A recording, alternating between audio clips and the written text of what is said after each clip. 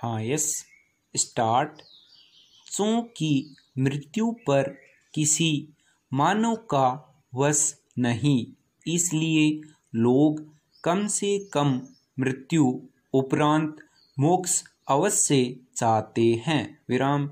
यही आकांक्षा कई लोगों को महादेव की नगरी काशी तक खींच लाती है। विराम। विश्वनाथ घोष भी ऐसे ही शख्स हैं जो अपनी मां के अंतिम संस्कार के लिए बनारस गए और वहीं उनकी किताब की नींव रखी गई। विराम। उन्होंने भले किताब के साथ बनारस के संग रिश्ते की पींग बढ़ाई हो, लेकिन उसके साथ उनका नाता तो विश्वनाथ नामकरण के साथ ही जुड़ गया था। विराम।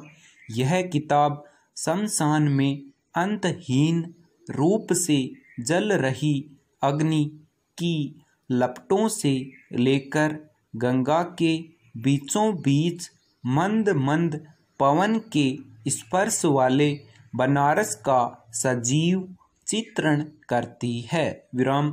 वहीं दुनिया की प्राचीनतम नगरी में से एक मानी जाने वाली काशी की गलियों और घाटों के पुराने पद चिन्हों को तलाशने से लेकर प्रधानमंत्री मोदी के संसदीय क्षेत्र में आ रहे परिवर्तनों से भी साक्षात्कार कराती है। विराम।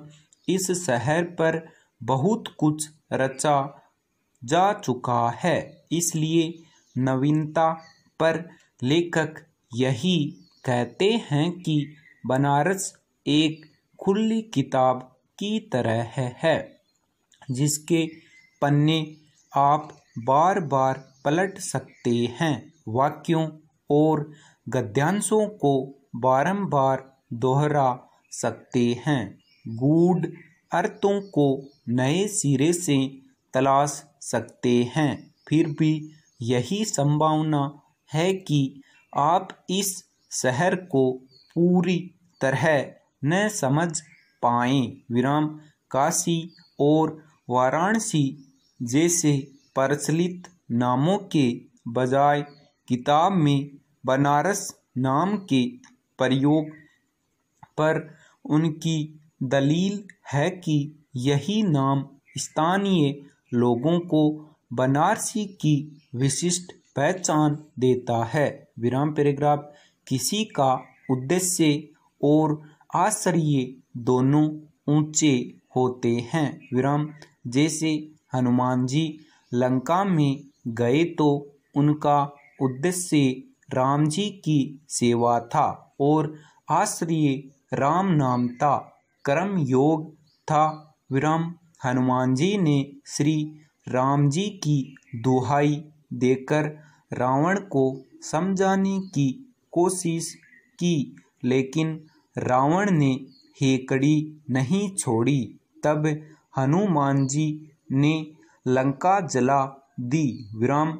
उनका उद्देश्य था कि रावण अभी समझ जाए कि मैं तो राम जी का छोटा सा दूत हूँ। जब मैं ऐसा हूँ तो मेरे स्वामी जी कैसे होंगे? तो हनुमान जी का उद्देश्य अपने स्वामी का यश फैलाना था। विराम। उनके हृदय में रावण के प्रति द्वेष नहीं था और लंका को जलाकर मैं खुद बड़ा हूँ ऐसा दिखाने का भाव नहीं था। विराम। रावण भगवान राम जी की महिमा जाने और उसका भला हो ऐसा उद्देश्य था। विराम।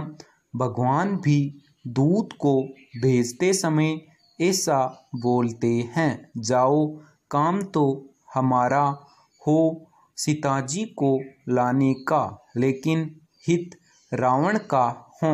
विराम। तो अपने कर्म में, अपनी बातचीत में, अपने लेन देन में आप उद्देश्य और आश्रय ईश्वर का रख दो तो आपका जीवन परमात्मा से मिलाने वाला हो जाएगा। विराम। आपका यानी आम इंसान का उद्देश्य मजा लेने का है और आश्रय चोरी का है, तो आपका उद्देश्य और आश्रय नीच हो गया। विराम। किसी का उद्देश्य ऊंचा होता है, आश्रय छोटा होता है तो भी चल जाता है। विराम। ज्ञानी कहते हैं महापुरुष प्रारंभ का फल नहीं भोगते, वे प्रारंभ को बाधित कर देते हैं। विराम। महापुरुष होते हैं हर परिस्थिति को जानने वाले। संपूर्ण विराम।